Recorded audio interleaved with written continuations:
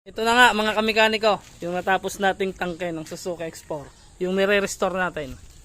Yan. Totally lahat naman ng nire-restore natin, ganyan kaganda yung tangke.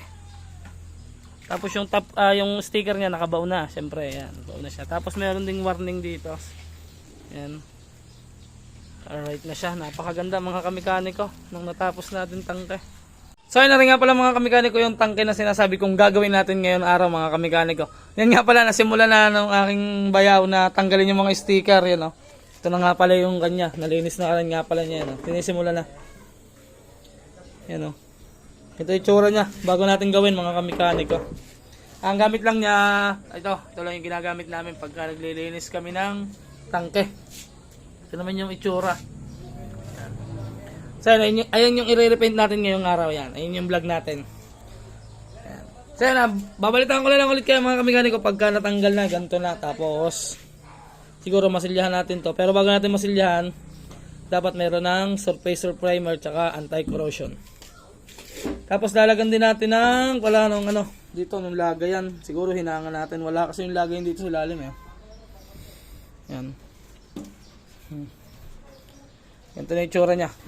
So yun, update ko na lang kayo mga kamekaniko mamaya pagka nalinis na natin. Let's go. So yun mga kamekaniko, bugahan na natin ng anti-corrosion. Ito, may halo na ako dito. Sinaid ko lang. Pero ang ratio nito mga kamekaniko, yan, ito yung tsura nyan. Kita ba nila? Yan. 3:1 ang ratio nito. Bugahan na natin yung tangke. Tapos ang spray gun ko, inko lang, yung inko. Tapos 1.5 ni yung kanyang pinaka nozzle. Lagay ng strainer. Bugahan lang natin yung tangke. Bugahan na natin ito lahat. Ang PSI ko nga palang ginagamit ay 35 PSI mga kamekaniko. So ito na. Bugahan natin.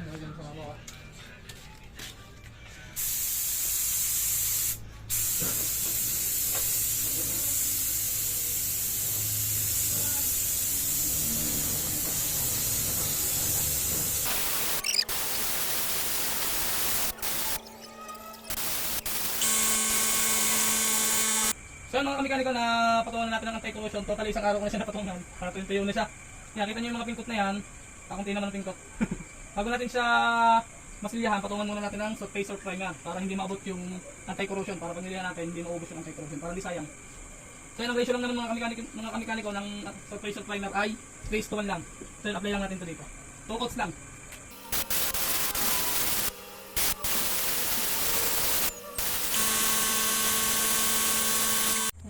So mga kamekaniko, ito tuyo na siya. Ngayon naman gagawin natin ay magmamasilya tayo. Nakita niyo yung mga pingkot-pingkot na yan. Masilyahan natin yan para magandang tingnan. Ang gagamitin lang natin dyan ay itong body filler. Body filler impact and shock resistant. Yan, balitaan ko kayo mamaya mga kamekaniko pagka napatungan na natin. Kasi pagka nalagyan nyo na naon at naliha, napatungan ulit natin ng surfacer para hindi siya makita pag pinatungan natin ng kulay pula. So yun na. Update ko lang kayo mga kamekaniko pagka nilagyan na natin o nalihan na natin. Mamaya na lang. So yun mga kamekaniko, napatungan na natin ng pasilya. Nakita nyo naman. Yan ang kagandahan ng merong surfacer primer, hindi kasi naubos yung natin, yung anti-corrosion. So yan, papatungan ulit natin ng surfacer primer hanggang sa kumantay. Kasi pagkapatong nito, makikita ulit natin kung meron pang kailangan masilyahan. Masilyahan ulit natin. Ulit-ulit lang yung galon hanggang sa pumantay siya bago tayo mag-base coat. So yan, apply lang natin.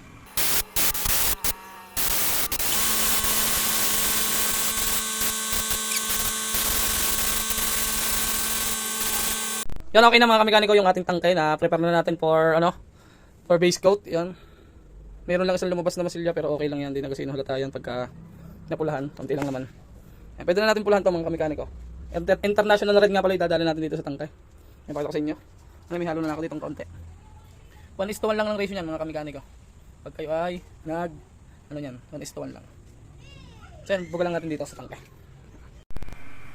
So yan mga kamekaniko, patungan na natin ng red.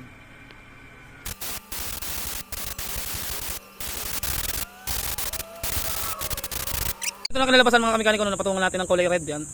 Pero bago natin kapitan ng sticker mga kamekaniko ay liyahin muna natin ng pino o 1,000. Ito na yung kinalabasan niya, hanggang likod meron na yan, hanggang likod, hanggang ilalim. Ito na yung nalabas ng tangke. Wala pa sticker, lalagyan pa natin ng sticker. Pero makintab na, wala pang clear. Ayan.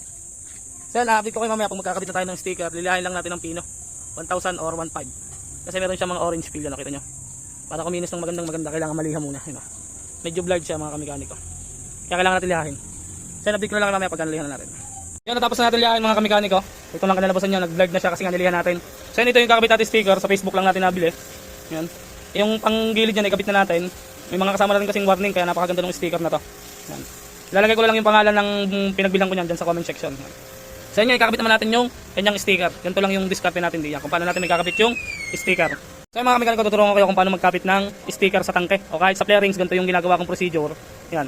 Gagawin lang natin, lalagyan lang natin ng joy. O yung pwedeng shampoo. Yan. Sa mga magtatanong natin pala, itong sticker natin ay sa Facebook lang na natin nabili. So yun, tuturuan ko kayo mga kamikaniko kung paano natin kapit. Let's go. So yan, una yung gagawin ng mga kamikaniko, maglagay lang kayo ng ito, shiny. Pwedeng joy, pwedeng shampoo. Yan, meron na tayo. Tapos, lagyan nyo lang dito. Lagyan nyo lang dito. Yan lang mga kamikaniko. Tapos kailangan nyo dito, meron kayong heat gun o blower. Kahit ano, heat gun o blower. Tapos madali kasi ito mga kamikaniko, na ganito. Tanggalin lang natin yung sticker.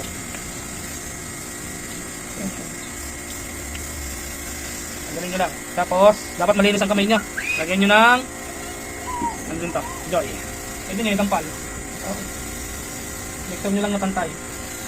Lagyan nyo kapit. Tapos kailangan nyo din ng chamos.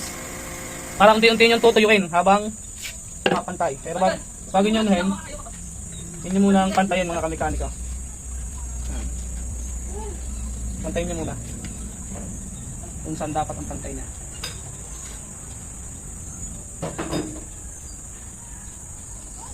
Ayan. Hindi natin itaas ng konti. Konti. Anak, kung ko din anak. Ayan. Wala nga pantay siya. Kailangan nakita niyong pantay. Tastas natin ang pantay mga kamikaniko.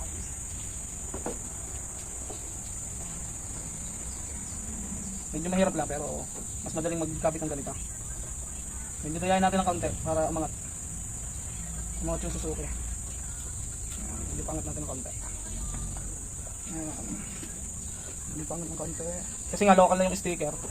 Hindi sa accurate kasi no. Medyo kailangan natin dayain. Basta make sure nyo lang na maganda yung tingnan. Ano. Okay na yan. Ano yung pinaka-ano niya. Tingnan na natin. Hagutin na natin mga kamikanika.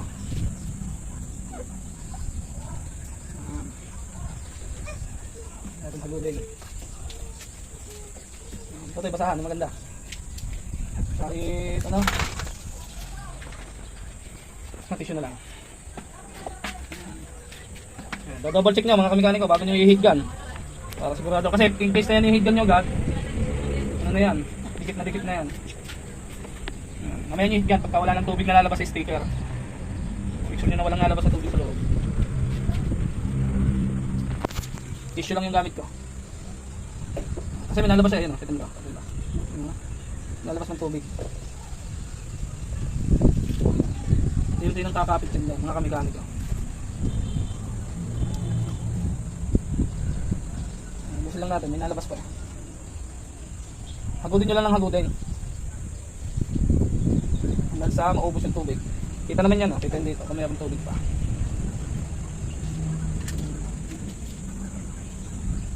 Okay na ba? Design? Alright na yan. Yan, kita nyo may mga ano pa, kaya pa yan pag nahigyan natin. Alright, pwede na yan. Higyan lang natin. Higyan na. Higyan na natin higyan. May hina lang dapat din. Tutulin.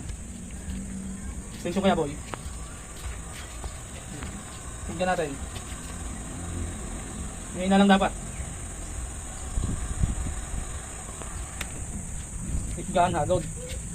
Para yung mga kulo-kulubot matuwid. Higyan hagod lang, higyan hagod. Kasi pag ikinapit nyo ng walang sabon, napakahirap magpantay ng mga kamikaniko.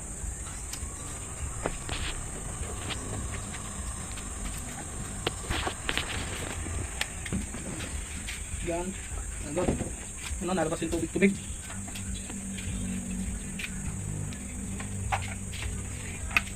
Nalabas na.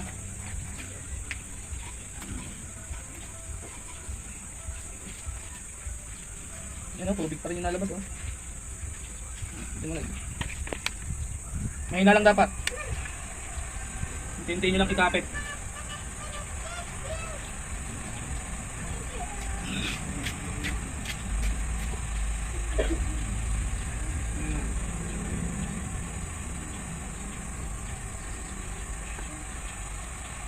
Agad ulit.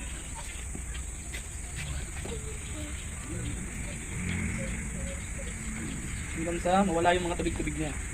Saka mga kulo-kulubok. Meron pa rin Ano? Yung lumabas Lumabas yung tubig. Lumabas yung tubig. Ito, nagtubig pa rin pa. Yan Yan. Diba? Ano? Nalabas Nalabas. Okay na. Ayan. Kabila. Dito sa kabila. Ulit-ulit yun ang gagawin niya mga kamekaniko hanggang sa mawala lahat ng bubbles.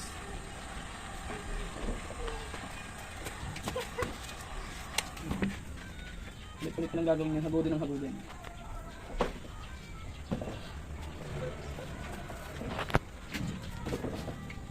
Yan. Oh, nalabas yung tubig yan. Nalabas yung tubig. Yung tubig. Diba? Wala na siyang bubbles.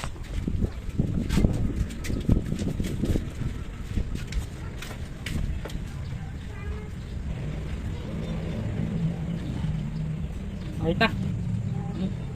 So yan, ganda lang yung diskarte natin mga kamekaniko sa pagkakapit ng sticker. So siya. Pag may bubbles pa, hagutin nyo lang. Yan hindi naman basta-basta ano. Yun yung may tubig. Ito lang yung diskarte natin. Gawin lang natin doon sa kabila din. Stop. Mga kamekaniko, na-prepare na natin. Nakapit na natin yung sticker. Nalihan na rin natin. Ang ngayon naman ay bubugahan natin ng K92 na top coat. Yan, 3 coats natin dito sa tangke mga kamekaniko. Ito na itsura na. Yan. So yan, patungan lang natin mga kamekaniko. Update ko na lang kayo pag nabugahan na natin. Basta ang technique lang dyan, magbigay lang kayo ng 15 to 10 minutes bago kayo magpatong ng second coat. Tapos tuloy-tuloy lang. Tapos ito yung sinasabi ko sa inyo top coat na gagamitin natin. K92. Ang ratio niyan ay 3:1 lang mga kamekaniko. Ito na nga mga kamekaniko, yung natapos nating tangke ng Suzuki X4. Yung nire-restore natin. Yan. Totally lahat naman ng nire-restore natin, ganyan kaganda yung tangke. Tapos yung top, yung sticker niya nakabaw na, syempre yan, baw na siya. Tapos meron ding warning dito. Yan. Alright na siya, napakaganda mga kamekaniko nang natapos natin tangke. Oh, magkabila yan. Tapos hanggang ilalim nga pala niyan mga kamekaniko, may pintura. Yung iba nagpipintura, hindi na nilalagyan. At lalagyan natin. Pati top coat, meron din yan. Ano? Hanggang loob. Yan. Ito na nga yung kinalabasan, mga kamekaniko. Ito rin bubuuin na lang natin. Yung mga cover niyan, tapos na rin mga kamekaniko. Yung mga side cover. Kasabay na rin, hindi ko lang pinakita. Pero, yan. Yan o. Sabay na rin yan mga kamekaniko. Magkabila yan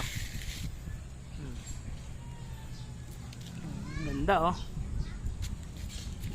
Hindi ko na lang pinakita sa video yung mga cover tsaka cowling. Tapos na rin yan, makikita nyo na lang pagka nabuo na natin lahat.